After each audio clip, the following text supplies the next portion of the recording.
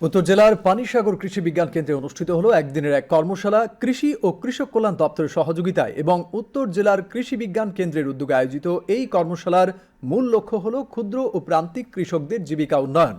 জেলার কৃষকদের কৃষি পদ্ধতি নিয়ে প্রশিক্ষণ দেন কৃষি বিজ্ঞানীরা। কর্মশালায় উপস্থিত ছিলেন সিনিয়র বিজ্ঞানী সৌমেন্দ্র কুমার সহ ঝাড়খণ্ডের কৃষি বিজ্ঞান কেন্দ্রের বিজ্ঞানী, রাঁচি এবং পাটনার আইসিআর এর প্রধান বিজ্ঞানী, এছাড়াও উত্তর ত্রিপুরা জেলার জেলা পরিষদের সভাধিপতি অপর্ণা নাথ প্রমুখ।